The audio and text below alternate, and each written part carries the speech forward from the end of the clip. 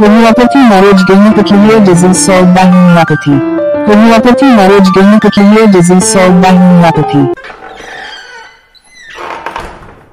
Hello friend, আমাদের YouTube channel homeopathy knowledge গেইনারে আপনাদের সকলকে স্বাগত জানাই। আপনারা জানেন আমাদের এই চ্যানেলে বিভিন্ন ধরনের হোমিওপ্যাথি রিলেটেড বিভিন্ন বিষয় নিয়ে আমরা আলোচনা করে থাকি। এক এক দিন এক একটি বিষয় নিয়ে আমরা কথা বলি। আর আমরা জানেন পিকিউলার সিমটম নিয়ে বেশি কথা বলি, যেগুলো কিন্তু সচরাচর অন্যান্য ভিডিওতে দেখা যায় না বা অন্যান্য আলোচনায় সবসময় শুনতে পাওয়া যায় না। আর আমাদের মূল উদ্দেশ্য বা মূল যেটা আলোচনা করার আপনাদের উদ্দেশ্যই বলতে পারেন, সেটা হচ্ছে যারা গ্রাম বাংলায় থাকেন বা যারা কর্মব্যস্ততার জন্য ডক্টরের কাছে যেতে পারেন না, যার জন্য তারা বিভিন্ন জায়গা থেকে মেডিসিন কালেকশন করে, বা অনেক সময় দেখা যায় মেডিসিনগুলো এখান ওখান থেকে নিতে গিয়ে তাদের একটু সমস্যা হয়। এই কারণে যিনি দেখছেন এই ঔষধটি একটি রোগের জন্য অনেকগুলো ঔষধ সেখানে লেখা আছে, এটা হলে ওটা খাবেন, ওটা হলে সেটা খাবেন, উনি ঠিক গুলিয়ে যাচ্ছেন এবং উনি ঠিক বুঝে উঠতে পারছেন না যে কোন মেডিসিনটি ব্যবহার করবেন। আমরা সেই জন্য সিঙ্গেল মেডিসিন এবং সিঙ্গেল ডিজিজের উপরে আলোচনা করি, যে আপনার এই সমস্যাটা হলে এই সমস্যার জন্য আপনি কী মেডিসিনটা ব্যবহার করবেন। সেখানে কিন্তু একটা মেডিসিন বলার জন্য আপনার বুঝতে কোনো অসুবিধা হবে না বা আপনার কোনো সমস্যায় পড়তে হবে না। অনেক সময় দেখবেন মেডিসিনগুলো যখন আপনি দেখেন বা আলোচনাগুলো শোনেন, আপনি যে মেডিসিনটা দেখছেন সেটাই আপনার মনে হচ্ছে এটাই বোধহয় আমার ক্ষেত্রে অ্যাপ্রোপ্রিয়েট, এটাই বোধহয় আমার ক্ষেত্রে ঠিক হবে, যার ফলে আপনি কোনটা ঠিক হবে সেটাই বুঝে উঠতে পারছেন না। সবগুলোই যেন মনে হচ্ছে আপনার ক্ষেত্রে এরকম হচ্ছে, এটাই আপনার জন্য ঠিক হবে। আমরা সেই জন্য একদম স্পেসিফিক্যালি বলবো আপনার কোন মেডিসিনটা লাগবে বা আপনার সমস্যাটা কী। আর আমাদের আলোচনাগুলো আমরা খুব সাবলীল ভাষায়, একদম সহজ সরল ভাষায় বলে থাকি, যেগুলো ঔষধ নির্বাচনের ক্ষেত্রে যেন খুব সহজভাবে মানুষ নিয়ে নিতে পারেন। আর তার থেকে বড় কথা হচ্ছে, আপনারা ঔষধ আমাদের দেখে অবশ্যই ব্যবহার করার পূর্বে আপনাদের যিনি ফ্যামিলি ফিজিশিয়ান আছেন তার সঙ্গে একবার আলোচনা করে নেবেন। কারণ ভিডিও দেখে এটা নির্বাচন করে ঔষধ খাওয়া, এটা কিন্তু কোনো দিনই যুক্তিযুক্ত বা বলা ঠিক নয়।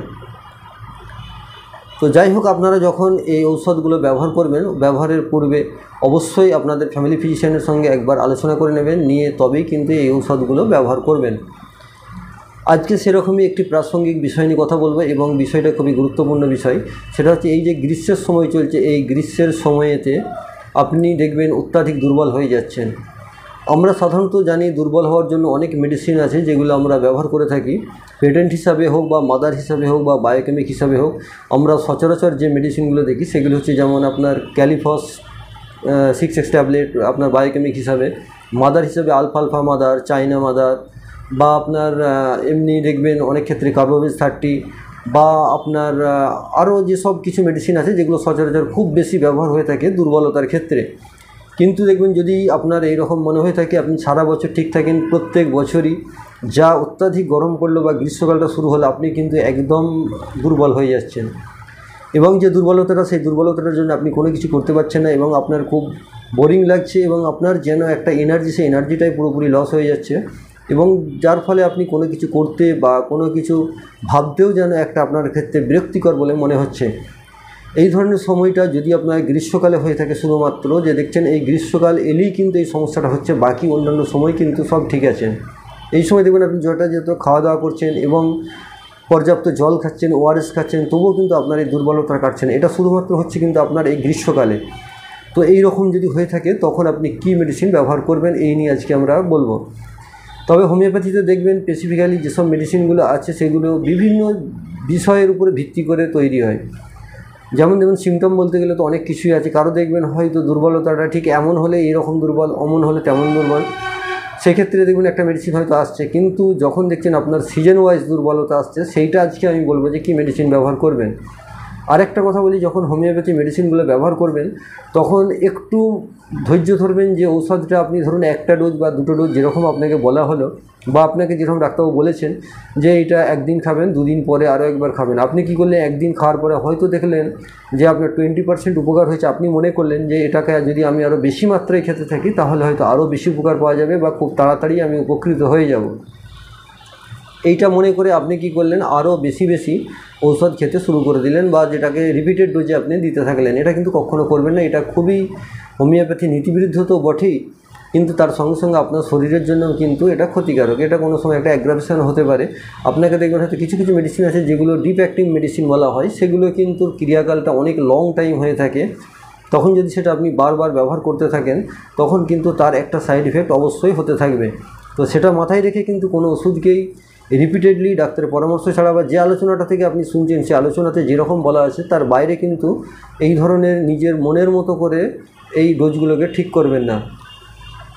তো যাই হোক, আজকে আমি যেটা বলতে চাইছিলাম যে এই গ্রীষ্মকালে যদি আপনার দেখা যাচ্ছে ঘাম না হলেও বা ঘাম হলেও আপনার কিন্তু গ্রীষ্মকাল পড়লে অত্যাধিক দুর্বল হয়ে পড়ছেন এবং এতটাই ঝিমিয়ে যাচ্ছেন যে কোনো কিছু কাজ করার যে এনার্জি, সেই এনার্জিটাই আপনি পুরোপুরি হারিয়ে ফেলছেন।